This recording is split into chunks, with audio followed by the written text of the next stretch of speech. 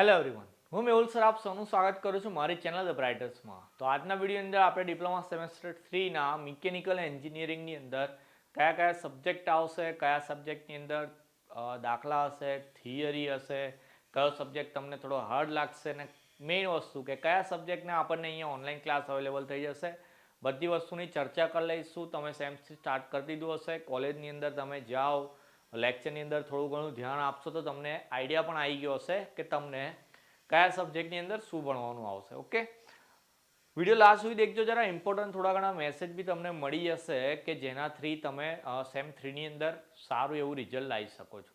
તો video maximum share પણ કરી દેવાનો. તમને હું પહેલાં સબ્જેક્ટ તો કયા કયા છે બતાવી દીધું જ છે, પણ આજે આપણે એવું બી જોઈ લઈએ કે કયા સબ્જેક્ટની અંદર કયો ચેપ્ટર કેટલા માર્ક્સનો આવશે, ટોટલ કેટલા ચેપ્ટર આવશે. ઓકે, ચલો આ તમારું સેમ 3નું મિકેનિકલ એન્જિનિયરિંગના સબ્જેક્ટ છે, જેમાં પહેલો સમર ઇન્ટર્નશીપ તમે ફિનિશ કરી દીધી અને સાથે સાથે લાસ્ટમાં જે સીએડી એટલે કે કોમ્પ્યુટર એડેડ મશીન ડ્રોઈંગનો સબ્જેક્ટ છે કે જેનું જીટીયુમાં પેપર નથી આવવાનું, પણ એની કંઈક મેન્યુઅલ ને એવું આવશે કે જે કોલેજમાં તમને ફિલ કરાવશે, એની લેબ બી હશે, મે બી સારી રીતે પૂરી કરી દેવાની કે રિઝલ્ટમાં થોડી ઇન્ક્રીમેન્ટ લાવવા માટે એનો થોડો ઘણો ભાગ રહેશે.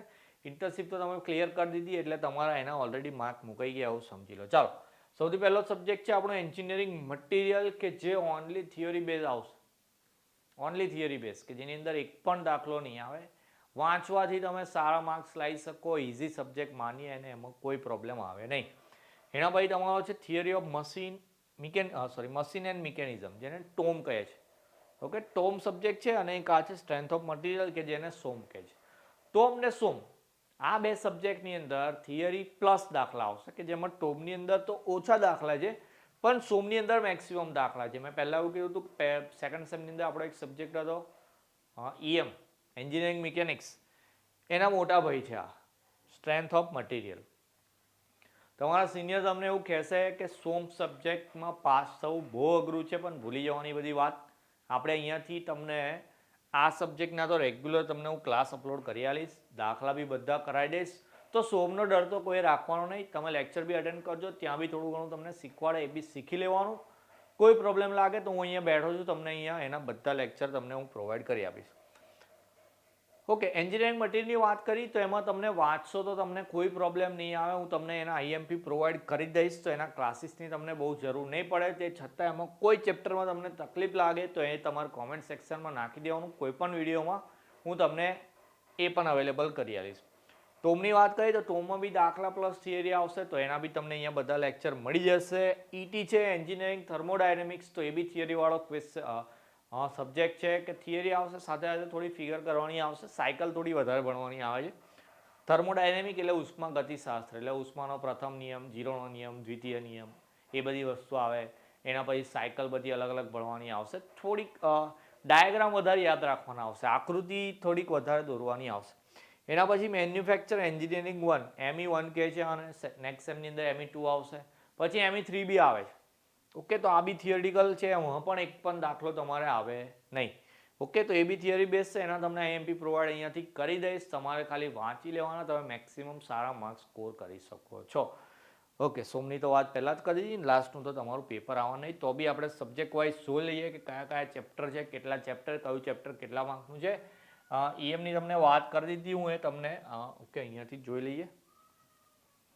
ઈએમની અંદર તમે દેખો તો જરા અહીંયા, હા, ટોટલ તમારા 6 ચેપ્ટર છે. એ 6 ચેપ્ટરની અંદર પહેલું છે એન્જિનિયરિંગ મટીરિયલ્સ, તો થોડું બેઝિક હશે, 2-3 ક્વેશ્ચન કરવાના હશે. 8 માર્કનું ચેપ્ટર છે. પછી phase diagram, metal and alloys, non metallic material, ઇલેક્ટ્રોલિસિસમાં oil plane, varnish, powder material, ને છેલ્લું ગ્રીન મટીરિયલ છે. છેલ્લું જે છે એમાંથી તો 3-4 ક્વેશ્ચન કરવાના, 6 માર્કનું. પહેલામાંથી બી 3-4 કરવાના, 8 માર્કનું છે, એટલે 4 ચેપ્ટર તમારે મેઇન કરવાના. 16, 14, 12, 14 એ રીતે એનું વેટેજ છે.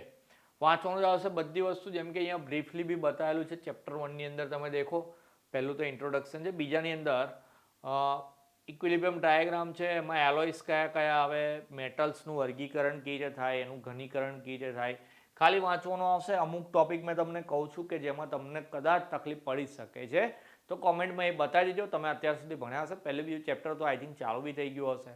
એમાં કોઈ ક્વેશ્ચનમાં પ્રોબ્લેમ લાગે કોમેન્ટમાં નાખજો, આપણે એની બી ચર્ચા કરી લઈશું. ઓકે, ચલો આ થઈ ગઈ આપણી ઈએમની વાત. એના પછી ઓકે, ટોમની વાત કરી લઈએ. ઓકે, ચાલો. ટોમની અંદર જે દાખલાની વાત કરતો હતો એ પેલા ક્રેન્ક મિકેનિઝમ વાળા દાખલા હોય છે. ક્રેન્ક ડ્રો કરવાની આવે, 7 માર્કની પૂછાતી હોય ને મોસ્ટ આઈએમપી મતલબ પૂછાય છે, એના વગર પેપર બને ના ટોમનું. ઓકે, અહીંયા છે, જોઈ લઈએ જરા કેટલા ચેપ્ટર છે. આમાં બી ટોટલ 6 ચેપ્ટર છે તમારા.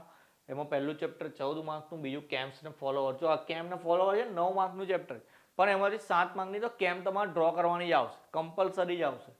Okay, third bearing clutch brake dynamometer 16 માર્કનું ચેપ્ટર. પાવર ટ્રાન્સમિશન 15, છેલ્લા 8 માર્કના ચેપ્ટર છે. Flywheel governor, balancing vibration. છેલ્લા 2માંથી ખાલી થિયરી પૂછાશે, બીજું ત્રીજું પાવર ટ્રાન્સમિશનમાંથી બી મે બી દાખલા આવે છે. ઓકે, 3 ચેપ્ટર છે કે જેમાંથી તમને એક દાખલા આવશે. બાકીના 3 ચેપ્ટર જે ઓનલી થિયરીવાળા આવશે. તો થિયરી તમને હું આઈએમપી કહીશ, થોડું ઉપરથી સમજાઈ લઈશ તો કોઈ વાંધો નહીં આવે. જે રીતે આપણે પહેલા 2 સેમની અંદર કરતા હતા, તો થિયરી અંદર તો તમે કોઈ પ્રોબ્લેમ નહીં, મતલબ કે એમાં વાંચીને તમે સારા માર્ક્સ લાવી શકો. પણ જે દાખલાની વાત હું અહીંયા કરું છું એ દાખલામાં આપણે થોડી મહેનત કરી છે, આપણે બંને સાથે મળીને કરીશું તો દાખલાઓમાં બી કોઈ પ્રોબ્લેમ આવે નહીં. ઓકે, ચલો, આ થઈ ગઈ ટોમની વાત. એના પછી જઈએ નેક્સ્ટ. ટોમ પછી છે, ઓકે, ઈટીની વાત કરતા હતા. Engineering thermodynamics, ET. બધું શોર્ટમાં બોલે આવે તો છોકરાઓ ઈટી તો પછી ઈટી રાખે. ચાલો, ઈટીની અંદર બી જોઈ લઈએ કેટલા ચેપ્ટર છે ટોટલ. ઈટીની અંદર ચેપ્ટર કેટલા છે? ઓકે, 5 ચેપ્ટર છે. દેખો જરા અહીંયા નીચે. ઓકે, આખી ખોલવી પડશે પીડીએફ. બાય ડિફોલ્ટ પેલું ઇમેજમાં એક્સપોર્ટ થઈ ગયું છે એટલે. ઓકે, 5 ચેપ્ટર, ઠીક છે. ચાલો, પહેલું chapter basic concept of thermodynamics, 13 માર્કનું ચેપ્ટર. બીજું first law of thermodynamics, second law of thermodynamics, ideal gas and thermodynamic processes, અને છેલ્લું સાયકલ્સ છે. આ 2 ચેપ્ટર જે તમારા કેટલા માર્કના છે? ઓકે, 17 માર્કના 2 ચેપ્ટર, એટલે કે 34 માર્કના છેલ્લા 2 ચેપ્ટર છે, કે જેમાં પ્રોસેસ એટલે કે પ્રક્રિયાઓ, પછી સાયકલ એટલે કે સાયકલ. ઓકે, તો આ 2 જે વસ્તુ છે એમાંથી તમને અલગ અલગ સાયકલ કે અલગ અલગ પ્રક્રિયાઓ આવશે કે જેના પીવીટીએસ ડાયાગ્રામ આવશે. પીવીટીએસ ડાયાગ્રામ ઘણા બધા પૂછાતા હોય છે. પીવી એટલે કે પ્રેશર વોલ્યુમ, ટીએસ એટલે કે એન્ટ્રોપી ઇન ટેમ્પરેચર. તમે ભણશો એટલે આગળ ખ્યાલ આવી જશે. તો એમાં તો આ ડાયાગ્રામ વધારે શીખવાના આવશે, દોરવાના આવશે. ઉપરના જે ચેપ્ટર છે 3, એની અંદર અલગ અલગ નિયમો છે, કે જેમ કે પહેલો શૂન્યનો નિયમ, પછી પ્રથમ નિયમ, નામ જ છે ને ચેપ્ટરનું, ફર્સ્ટ લો ઓફ થર્મોડાયનેમિક્સ એટલે કે ઉષ્માગતિશાસ્ત્રનો પ્રથમ નિયમ. પછી બીજો નિયમ છે, પહેલાની અંદર 0નો બી નિયમ આવે. એકદમ સહેલું છે, વાંચવાથી આવડી જશે. કોઈમાં થિયરી કંઈક ડિરાઈવ કરવાની આવે કે આ સૂત્ર તારવો કે આ એક ગુણધર્મ છે, તે વસ્તુ હું તમને શીખવાડી દઈશ. પણ જેમાં તમે ખાલી વાંચીને સમજી શકતા હોય એમાં મારા ભરોસે ના બેસતા. ઓકે, હવે તમે 3rd સેમમાં આવી ગયા એટલે એવું માનો કે અડધા એન્જિનિયર તમે બની ગયા. ઓકે, 6 સેમ ભણવાનો છે તો તમારા 3 સેમ પૂરા થઈ જાય એટલે તમે અડધા એન્જિનિયર થઈ જાઓ.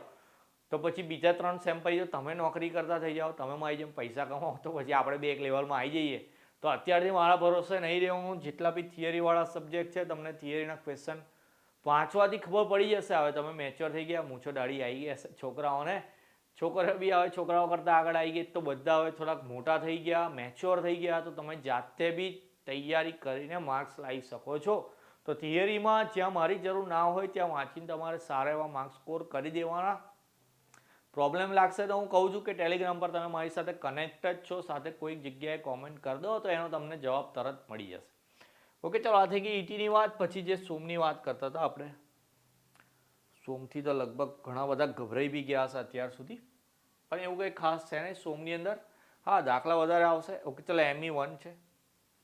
ME1ની અંદર કહી દો, ચાલો જોવાની જરૂર નહીં પીડીએફ. ME1ની અંદર મેન્યુફેક્ચરિંગ પ્રોસેસ, મેન્યુફેક્ચરિંગ એન્જિનિયરિંગ એટલે કે ઉત્પાદન પ્રક્રિયાઓની અંદર. તો ઉત્પાદન પ્રક્રિયાઓમાં જો આજે રીતે વેલ્ડિંગ કરીએ, સોલ્ડરિંગ કરીએ, એ બધી વસ્તુથી આપણે કોઈ ધાતુ બનાવતા હોય, કોઈક વસ્તુ બનાવતા હોય, જેમ કે લોખંડનો બેડ બનાવવાનો હોય, તો અલગ અલગ ટુકડાને ભેગા કરવા આપણે વેલ્ડિંગ કરવું પડે. તો એક મેન્યુફેક્ચરિંગ પ્રોસેસ થઈ ગઈ. તો એ રીતે કોઈ બી ધાતુ, કોઈ બી મેટલ, કોઈ બી મશીન બનાવવું હોય તો એમાં કઈ પ્રોસેસ કરવાની આવે, બધી પ્રોસેસ અહીંયા ભણવાની આવશે.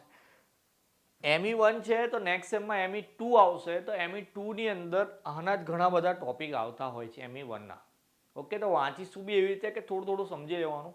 ઓકે, રોલિંગ છે, કોલ્ડ વર્કિંગ, હોટ વર્કિંગ, બહુ ઇઝી ટોપિક છે. તમે એકવાર વાંચો, ના ખબર પડે તો પૂછી લેવાનું મને, બાકી ના ખબર પડે એવું કંઈ છે નહીં.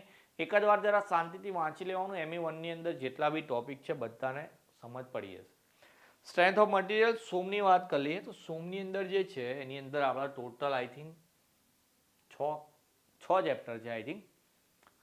એ 6 ચેપ્ટરની અંદર દરેક ચેપ્ટરમાં દાખલાઓ આવશે. ઓકે ચાલો પહેલાં અહીંયાથી જોઈ લઈએ.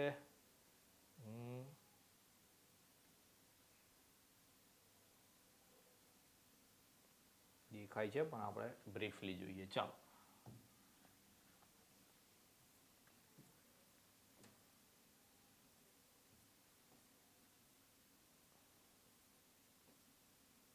ઓકે ચાલો સોમની અંદર છે આપણા ટોટલ ચેપ્ટર 7. કઈ વાંધો નહીં, 7 ચેપ્ટર છે. પહેલું ડાયરેક્ટ સ્ટ્રેસ એન્ડ સ્ટ્રેન. તો આપણે બીજા સેમની અંદર કે પહેલા સેમની અંદર ફિઝિક્સમાં પ્રતિબળની વિકૃતિ જોયું હતું. હુકનો નિયમ આવતો હતો. એ પ્રતિબળ વિકૃતિ એટલે સ્ટ્રેસ એન્ડ સ્ટ્રેન. તો એના દાખલાઓ આવશે. પહેલું ચેપ્ટર છે ટોટલ 14 માર્કનું છે અને પહેલા ચેપ્ટરની અંદર આઈ થિંક સબ ટોપિક 7 સુધીના ટોપિક છે. દરેકની અંદર દાખલા આપેલા છે. કઈ ટાઈપના દાખલા એમપી કયા કરવાના કયા સહેલા, જે બધી વસ્તુ આપણે બ્રીફલી મેં તમને કીધું એમ ચેપ્ટર વાઇઝ ચલાવીશું તો એની અંદર જોઈ લઈશું. બીજું મોમેન્ટ ઓફ ઇનર્શિયા છે. મોમેન્ટ ઓફ ઇનર્શિયા એટલે ઓકે હા બીજા સેમની અંદર એમની અંદર આપણે પેલું એક્સ બાર ને વાય બાર ફાઇન કરતા હતા. ટી સેક્શન, આઈ સેક્શન, એલ સેક્શન માટે મેં કીધું હતું તે વખતે જ કે એમાં એક સ્ટેપ આગળ જવાનું આવશે. તો એક્સ બાર વાય બાર શોધ્યા પછી એક સ્ટેપ આગળ જવાનું છે. તો એ ટાઈપના દાખલા આવશે. ત્રીજા ચેપ્ટરની અંદર SFBM છે, શિયર ફોર્સ ને બેન્ડિંગ મોમેન્ટ. જે રીતે પેલું RARB શોધતા હતા આપણે બીમ રિએક્શન વાળું કે 3rd નંબરનું ચેપ્ટર એમની અંદર. તો એના પછી એક સ્ટેપ આગળ જવાનું છે. અને પછી bending, shear, stress and beam લગભગ એમાંથી દાખલો નહીં આવે. 5મું ચેપ્ટર સ્લોપ એન્ડ ડિફ્લેક્શન, ગુજરાતીમાં ઢાળ ને વિચલન, એમાંથી બી દાખલા આવશે. 6ઠું ચેપ્ટર ટોર્શન સ્પ્રિંગ, એમાંથી દાખલા નહીં આવે.